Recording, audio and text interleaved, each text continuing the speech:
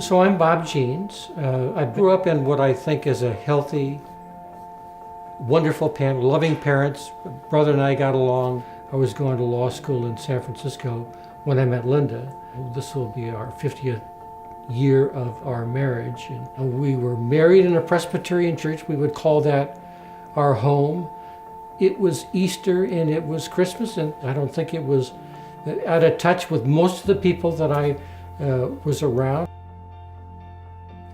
So things went fairly all-American. Our son was born in Bakersfield. I was transferred to Northern California, and our daughter was born in Stanford, California. I moved and progressed and eventually came to the Snoqualmie area. So I sort of went through life with thinking, like, this is good. This is a good decision. My dad would be proud of me. And that was, I thought, a healthy way to live. So life was good, and I felt very comfortable with that. My son at that time had two boys, two fine young all-American boys. We're very proud of both of them. They were very popular. Tanner was the older brother. It was the day that school ended, and I think it's probably the second grade. It might even have been the first grade. And my wife called me. I was in a business meeting in downtown Seattle. She called and said, "You better come home right away." And the way she said it, I didn't even ask what it was about. When I got home, I found out that Tanner was killed in an automobile accident. He was on his bicycle on his way home from just being out with the kids on the day after school, and so we all gathered at our son Brian's house. We're all asking ourselves, how can this happen?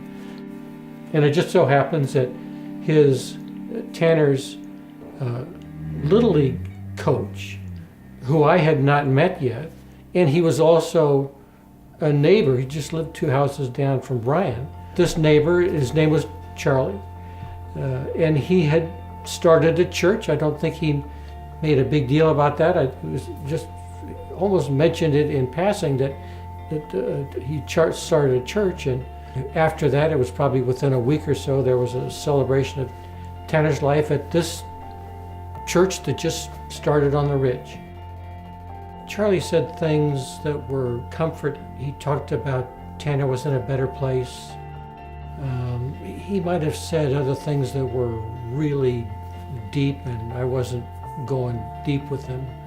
But it was tastefully done. It was a proper way to say goodbye to Tanner. Whatever the next Sunday was, Lynn and I, we thought we would go to that service. But they served coffee and they had good music, and so this seemed different, and it seemed more relevant to me.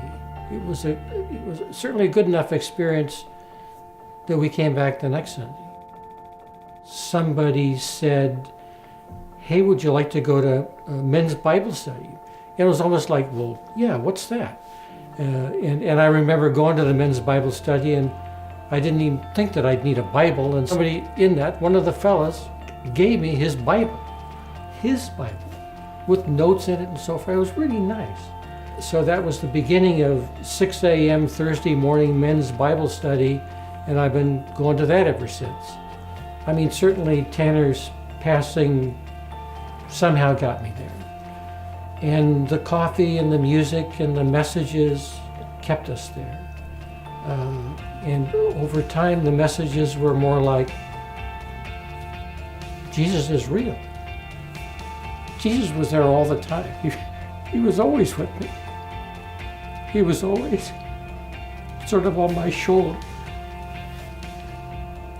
He was always waiting for me to come to him.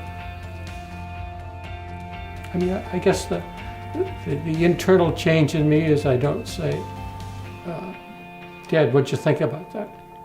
I bet my dad would be proud of me. But I'm saying, Jesus, what should I do here? or thank you for doing this. It's a big change. It's never too late. I mean, I was over 60 before these things happened to me.